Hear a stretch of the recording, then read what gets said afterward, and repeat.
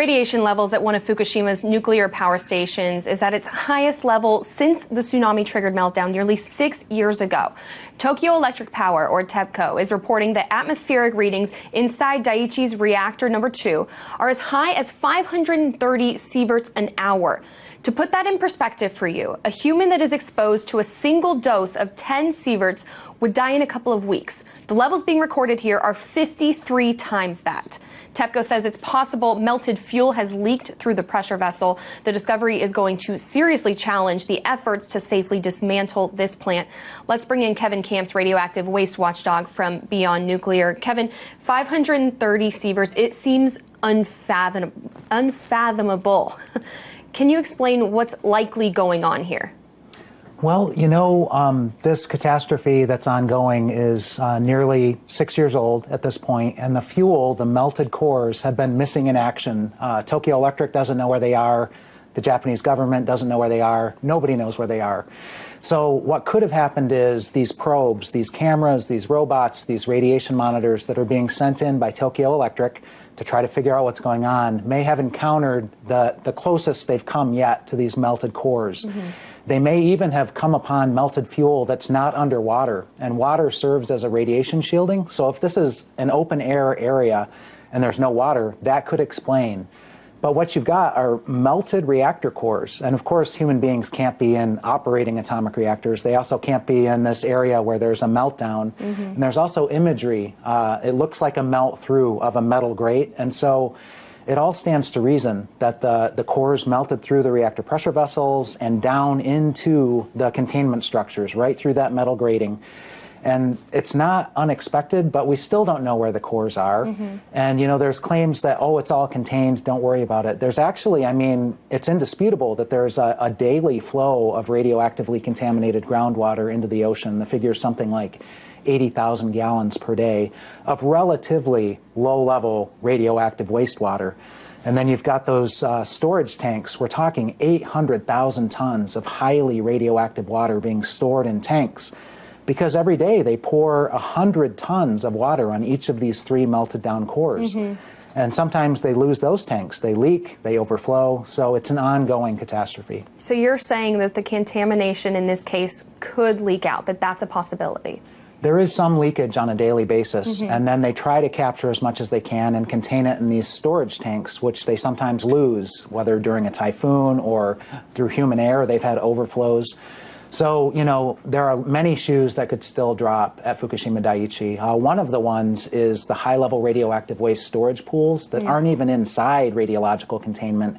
They don't have all of that spent nuclear fuel transferred to a safer location in a couple of the units still.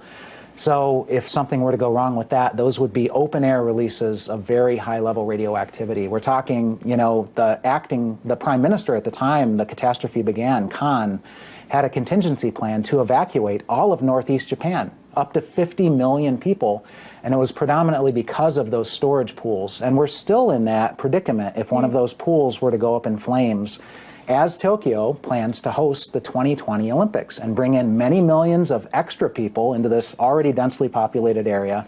It's not a good idea. So all eyes on them. I want to get back to this specific leak, though. How does this complicate the cleanup efforts there? And is it possible even to get something in there right now to examine what's going on? I heard that they had a robot that they wanted to put in there, a remote-controlled robot, but it only has a capacity to withhold 1,000 sieverts, so it would end up dying before it's in there 2 hours for good. Right. State-of-the-art robotic technology, and Japan is a world leader in robotics, can only last so long because the electronics get fried by the gamma radiation and probably even neutron radiation that's in there. You know, that's the situation deep in there. They're already saying it'll take 40 years to so-called decommission this, but that may be optimistic. And not just that, but in December, the government said it was actually going to take twice as much money, nearly twice as much as they originally thought, to decommission that. Does this make matters even worse, this leak, or is this just kind of the situation that we expect at this point? Well, it just shows how dire the situation is. And you know, the figures of $150 billion to decommission, I've seen figures from a think tank in Japan, cited by Greenpeace Japan, up to $600 billion. If you do full cost accounting, where is this high-level radioactive waste going to go? It's going to need a deep geologic repository. You have to build that and operate it. That costs $100 billion or more. So when you do full cost accounting, this catastrophe could cost hundreds of billions of dollars to recover from. We're just in the beginning. And not to mention, I mean, if they're talking 40 years, that's a long time to try to figure it out, but leakage happening, possible contamination in our oceans, things that we all need to be paying attention to. It's an unprecedented catastrophe for the world's oceans. And almost 6 years later, we're still dealing with serious effects of that. Kevin Camps with Beyond Nuclear, thank you so much. Thanks for having me.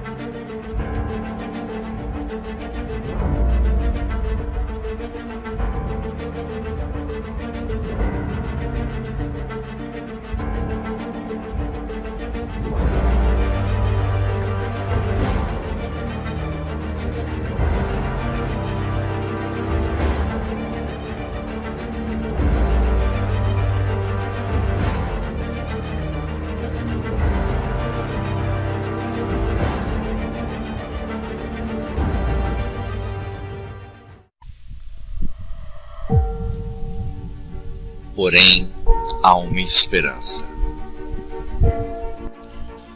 Assista a palestra Transição Planetária, as verdades escondidas, e descubra tudo o que está acontecendo de forma científica e oficial.